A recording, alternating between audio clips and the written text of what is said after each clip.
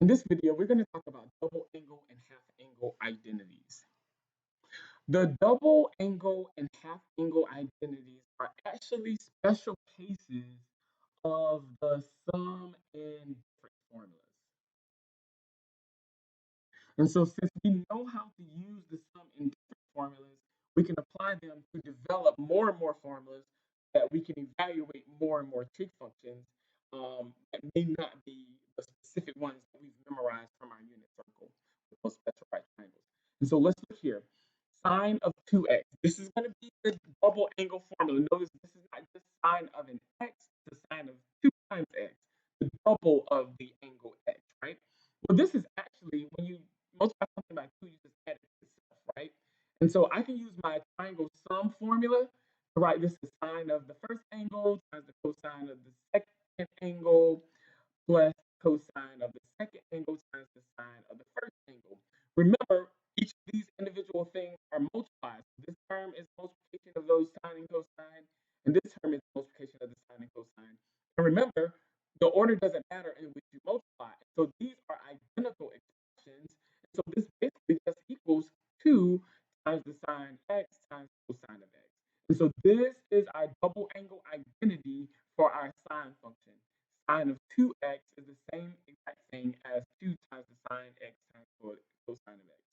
What happens here, which is nice, is that on this right-hand side, we have just an x as our input variable, our input angles, and on the left-hand side, we have the double angle for that, right? And so if we ever want to reduce an angle that's even or a double angle, we can do it for the sine function by doing twice the sine of half of the angle times the cosine of half of the angle. A similar thing happens with our cosine function, right? If I have to write cosine of 2x is cosine of x plus x, and then I can apply my sum formula that's cosine x, the first angle, times the cosine of the second angle. Remember with that, we always subtract or do the opposite sign, and that'll be sine of that first angle times the sine of that second angle.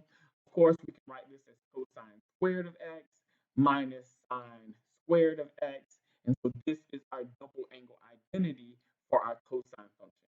Cosine of 2x, double angle, is cosine squared of the single angle. This cosine squared of the half of that angle minus sine squared of half of that angle. Now, don't confuse that with our Pythagorean identity that sine squared of x plus cosine squared of x equals 1, right? You don't want to confuse that. When you see that minus and that cosine is leading, this is actually equal to cosine of 2x. So wherever I see this, I can replace it with cosine of 2x. Whereas before, when we saw sine squared plus a cosine squared, we could replace that with 1 because it always simplifies in that manner. Now, since this is related to our Pythagorean identity, since we have some angles squared, we actually write this cosine of 2x, this double angle formula for the cosine function, in terms of just sine or in terms of just cosine. Remember, from this, if we subtract the sine squared from both sides, we get cosine squared of x equals 1 minus sine squared of x. And so we can go and replace that here for our cosine function here, and then we could write our cosine double angle formula in terms of just sine. And again, if we go back to that trig, that Pythagorean identity, we can subtract cosine squared from both sides, and so we get sine squared of x equals 1 minus cosine squared of x. And then we can take that here in this equation and put it here, and then our double angle identity will be written in terms of cosine. And so that's what we're going to do next, right? And so we know that cosine of 2x equals cosine squared of x minus sine squared of x. If I only want to see sines on this right-hand side, then I'm going to replace this cosine squared of x with 1 minus sine squared of x, right? Because they mean the exact same thing of our identities. I put this in parentheses here. Since there's no negative here, this parentheses is not needed. And so I have 1 minus sine squared minus another sine squared, 1 minus 2 sine squared of x.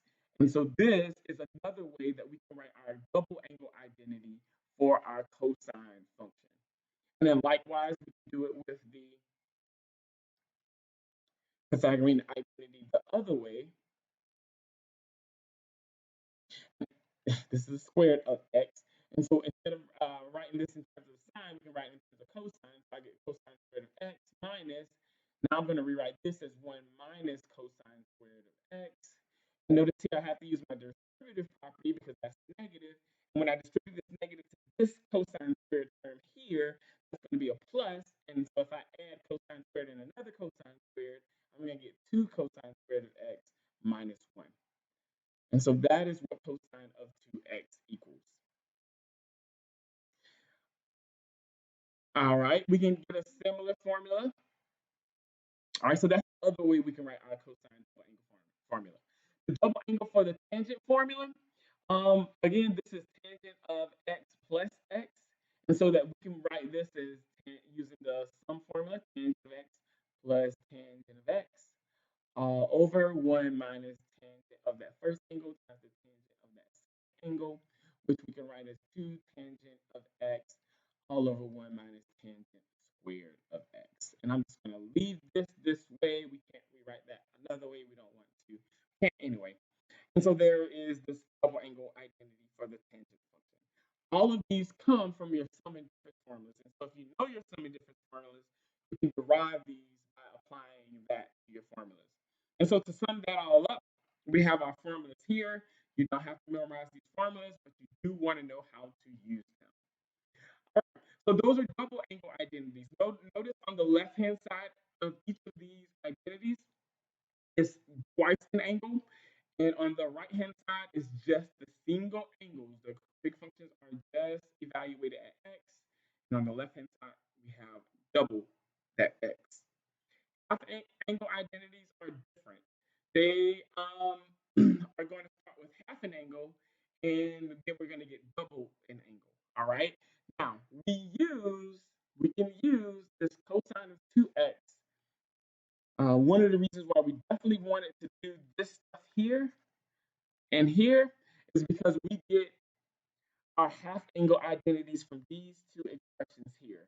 Namely, yeah, exactly from both of these expressions here.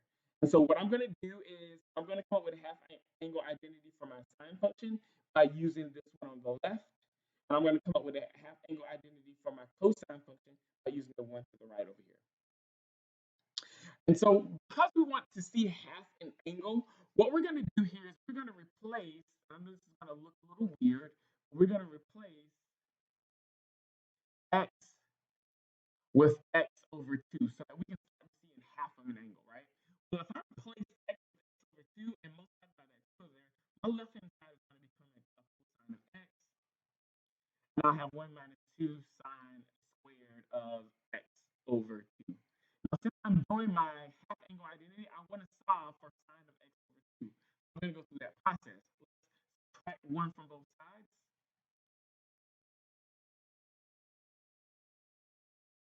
Let's divide both sides by negative 2.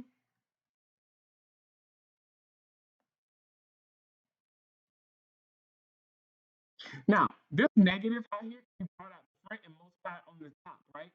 So when you multiply by a negative, you basically switch your order. So I can rewrite this as 1 minus cosine of x equals sine squared of x over 2. For me to solve for x, I take the sine of x over 2. I take the square root of both sides, and when I take the square root of both sides, it cancels with the square. But I have to remember to put on the plus or minus. And so this sine of x over 2, which is my half angle, is equal to plus or minus the square root of 1 minus cosine of x over 2. It's going to be positive if this angle is in the first or second quadrant. This x over 2 is in the first or second quadrant, and it's negative if it's x over 2 is in the third or the fourth quadrant, because sine is positive in the first and second quadrant and negative in the other quadrants. Let's do the exact same thing here. We're going to replace x with x over 2. And so I'm going to get a cosine of x on my left-hand side equals 2 cosine squared of x over 2 minus 1. Let's add 1 to both sides. I'm going to put my 1 first so that I can stay consistent with the formula is written for the half angle identity for sine. We're going to divide both sides by 2 here to get that cosine squared completely on one side by itself. That's an x there.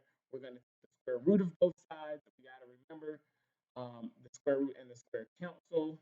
but we have to remember to put on our plus or minus here. And so the cosine of x over 2 is plus or minus the square root of 1 plus cosine of x over 2. All right, and again, all right, cosine is positive in the first and the fourth quadrant. So if x over 2 is in the first or the fourth quadrant, this expression with plus sign. If it's in the second or the third quadrant, it's going to take a negative sign. Notice these formulas are very similar. The difference is that the sign has a minus in it. So I remember this as sinus minus, right? The half angle identity, sinus minus. 1 minus cosine of x over 2, and the cosine is a plus 1 plus cosine of x over 2. Our half angle identity for our tangent function just basically uses the half angle identity for our sine and our cosine functions, right? So tangent of sine of x over 2 is sine of x over 2 over the cosine of x over 2, right? And so it's going to equal that plus or minus the square root of 1 minus cosine of x over 2 divided by the square root of 1 plus cosine of x over 2. And over the plus or minus there, right? And so it's going to have a plus or minus is going to depend on where x over 2 is, and so you can adjust your formula accordingly. But this is basically going to be, I can put everything under one square root, and when you divide by a fraction, you multiply by the reciprocal. I'm doing a lot here, but this is going to be 1 minus cosine of x over 2, and I'm going to multiply that by the reciprocal of this fraction in the denominator. Again, we can write, since the top and the bottom have a radical, we can write it under one complete radical, and I'm going to go ahead and multiply by the reciprocal of the denominator, which that division is equivalent to.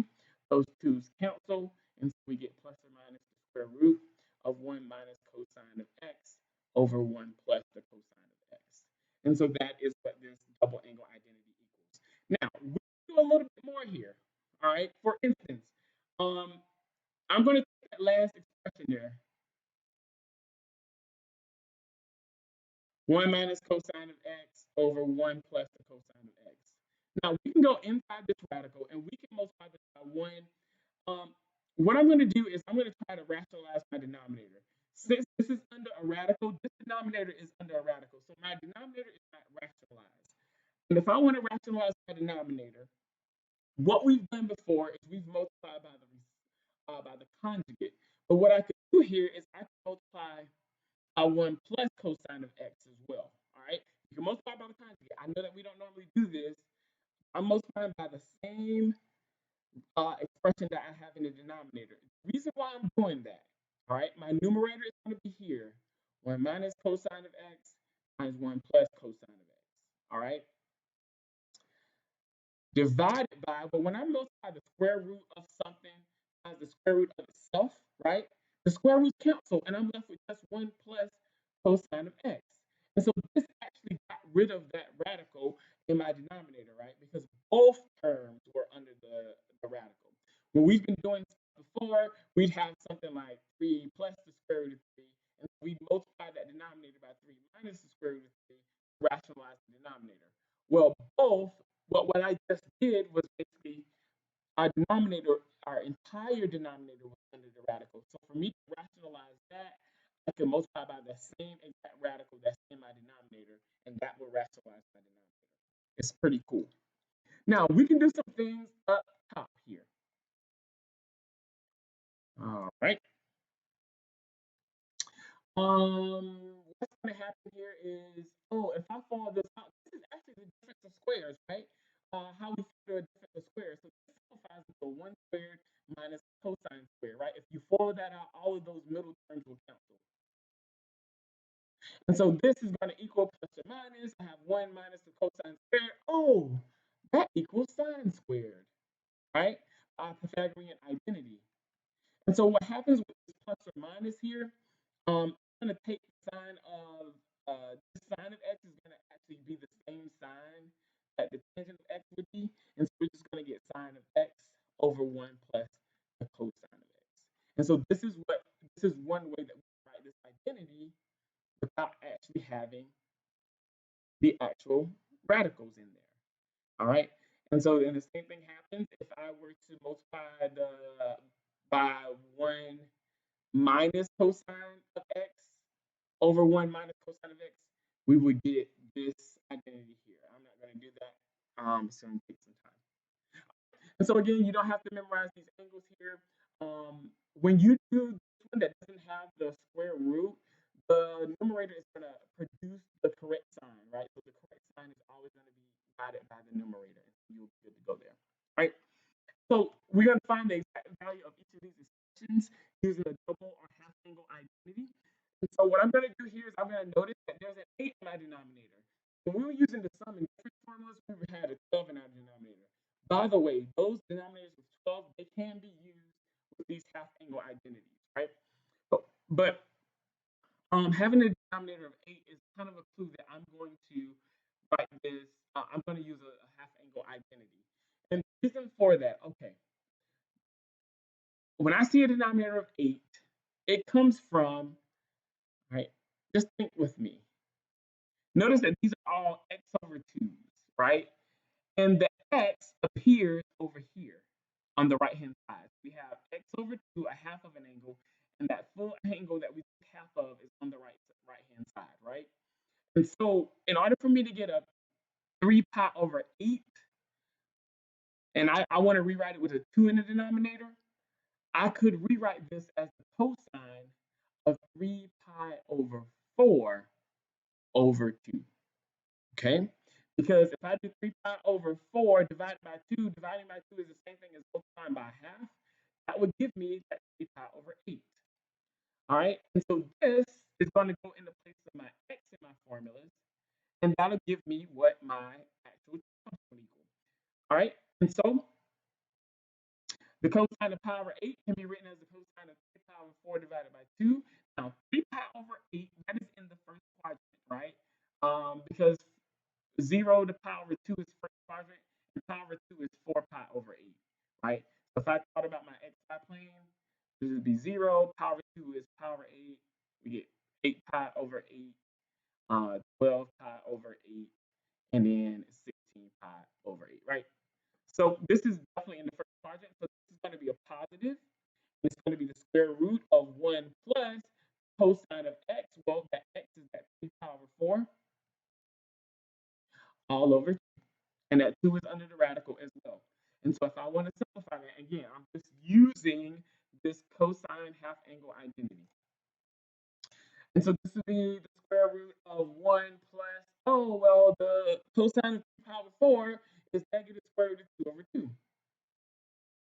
And so I have that. Now, this radical in my denominator is not rationalized, and I have a complex fraction.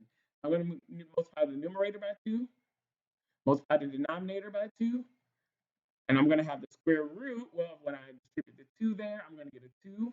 I distribute the 2 there, I'm going to get not a plus, because that's negative. I'm going to get a minus the square root of 2 over 4. And if I simplify that, the square root of 4 is 2, so it doesn't need to be under the radical anymore, and I get 2. So this is going to be the square root of 2 minus the square root of 2 all over 2. I know it looks weird. That is what this actually equals in its exact value form. All right, let's look at tangent of pi over 8. Pi over 8 is in the first quadrant. If I didn't want to worry about which quadrant, I can use one of these formulas here. I'm going to use the fact that pi over 8 is the same thing as pi over 4 divided by 2. And so with that, if I use this formula here, let's use a different color, this formula here, then the power over 4 is in the place of my x here because I have power over 4 divided by 2. And so I'm going to replace power over 4 everywhere I see an x on the right-hand side. So it's going to be sine of pi over 4 over 1 plus the cosine of pi over 4. All right, sine of pi over 4 is square root of 2 over 2. And the cosine of pi over 4 is square root of 2 over 2. Again, multiply your numerator and your denominator by 2 so you can clear your complex fractions. The 2's cancel on my numerator, and I get 2 plus the square root of 2 in my denominator. And notice here, this entire denominator is not under a radical. And so what I'm going to do is I'm going to multiply by the conjugate of the denominator on top and bottom. And so I'm going to get this 2 times the square root of 2, square root of 4 is 2 minus 2. All over, this is a difference of squares, so I can square the first term minus square the second term, and that's going to give me what that simplifies to, or you can FOIL it out. That's 2 square root of 2 minus 2 all over 2. I cancel out the 2's, I get square root of 2 minus 1. And so this is what that tangent of pi over 8 equals. All right. And so now, last but not least, we want to look at another one of these examples. This is a very important example. You are going to see it again, right? And so be able to solve a problem like this. So it says find the value of sine alpha, cosine alpha, tangent, cosecant, secant, and cotangent of alpha.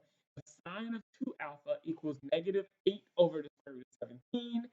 And we know that our angle is basically in the third quadrant because that's from pi to 3 pi over 2. All right, let's get it.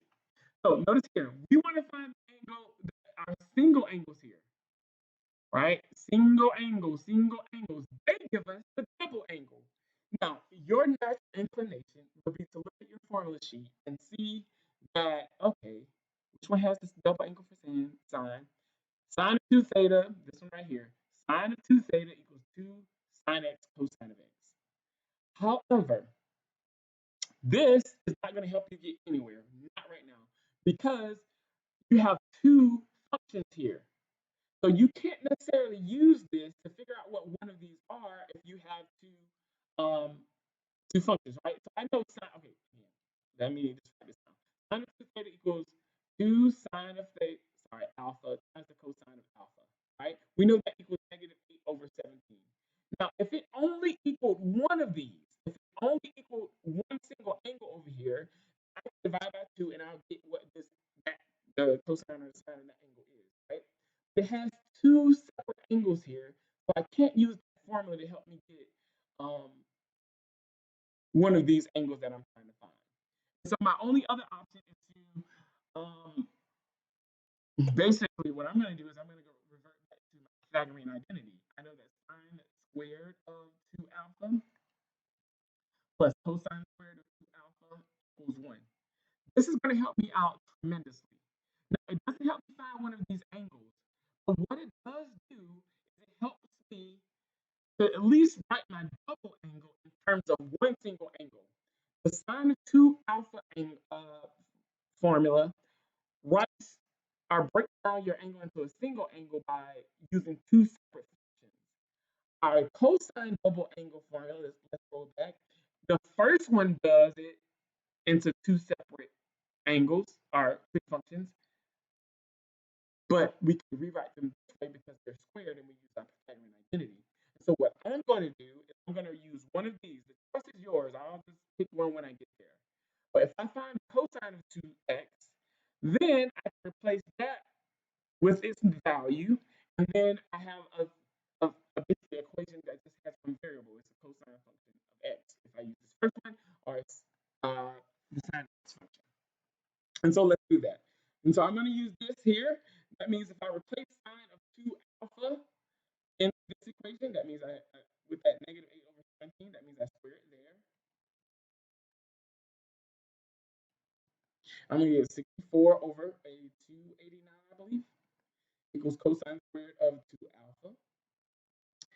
And if I subtract 64 over 289 from both sides, I think I get 225 over 289. Square root of both sides, and I get cosine of 2 alpha equals plus or minus. Oh, this is nice. That's 15 over 17. And I know that I am going to take the negative because 2 alpha is in the third quadrant. It's between pi and 3 pi over 2, and cosine is negative in the third quadrant. And so I have cosine of 2 alpha. Now, this doesn't give me exactly one of these yet. What I have to do is now use the fact that cosine of 2 alpha equals 2 cosine alpha minus 1. And since I know this, I can replace that here. And just count that cosine of alpha is negative 15 over 17. This was squared. That's 2 cosine squared alpha minus 1. I'm going to check to make sure I did that right. Yes, cosine of 2x is 2 cosine squared x minus 1. Instead of having x, we have alpha. And now I can solve this equation for cosine squared of alpha and then take the root of both sides. So let's add 1 to both sides. We're going to get 2 over 17 equals 2 cosine squared of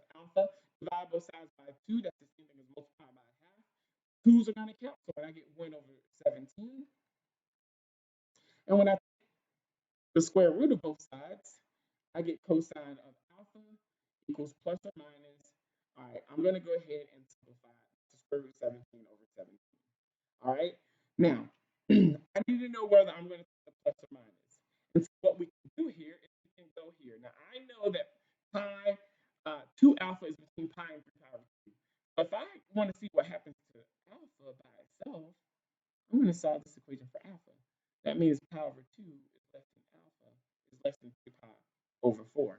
That's in the second quadrant. And in the second quadrant, cosine is negative. And so cosine of alpha equals negative square root of 17 over 17. Remember, this came from 1 over the square root of 17, right? But I went ahead and rationalized it when I wrote it this way here, right? And so if I want to go ahead and find the secant of alpha, well, again, this square root of 17 over 17 is the same thing as 1 over the square root of 17. And so the secant is the flip side, right? And so it's going to be equal to the negative square root of 17. All right. If you just want to do 1 over this thing, you will see that you're going to simplify to negative square root of 17. And so I have both cosine and the secant already. Now I can go back to what I've been doing back before I knew double angles and half angles or sum and differences. I can find the sine. Ooh, wait a minute. Notice we tried to do this before. We knew that sine of 2 alpha was negative 8 over 17. Now we know cosine of alpha right here. And so what I could do if I want to find sine of alpha, okay, I'm going to do that. You don't have to do this. You can use any other identity you want. But I know that sine of 2x times the cosine sine of 2 alpha. First of all these angles are getting to me and I'm getting excited. All right. So yeah, the computer is slowing me down. So sine of 2x is the same thing as 2 sine alpha, sorry, alpha times cosine of alpha. And we already was given that this thing right here was negative 8 over 17, right? Well, we already know now that cosine of alpha is negative square root of 17 over 17, which means this equation here has the function sine of x. And I keep saying x is alpha. Please forgive me. And so notice this is a coefficient. Multiply by both sides by the reciprocal. If I divide both sides by this thing, it's the exact same thing as multiply by the reciprocal.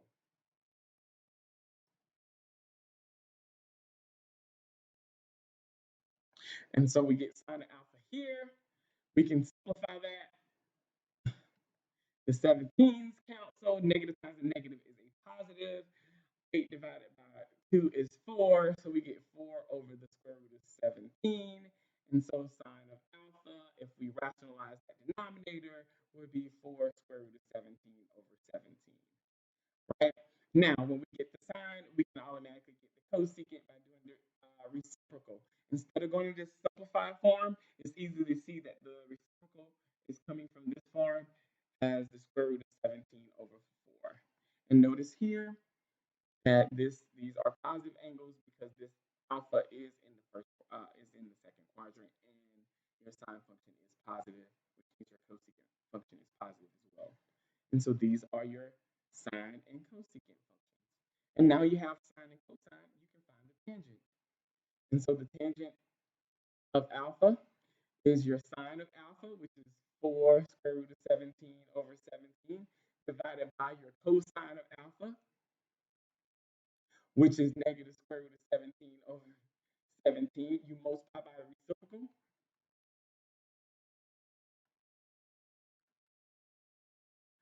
17. 17 is cancel. The square root of 17 is cancel. Guess what? We're left with negative 4. So tangent of alpha equals negative 4. When we get the tangent, we can find the cotangent of alpha, which is negative 1/4. All right, we found all 6 of our trig functions just by knowing this double angle of our sine function, right?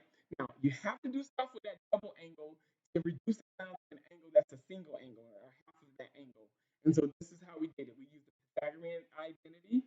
And once we got the Pythagorean identity, isolate the cosine double angle, we use the fact that the cosine double angles can be written in terms of one single angle, whereas the sine double angle is written in terms of two functions. And then that allowed us to find out one of the angles of the half angle. And then that allowed us to find the other angles. All right. It can get complicated, but if you know your identities and all that stuff pretty well, you'll definitely be able to do it. This concludes this video, and we'll see you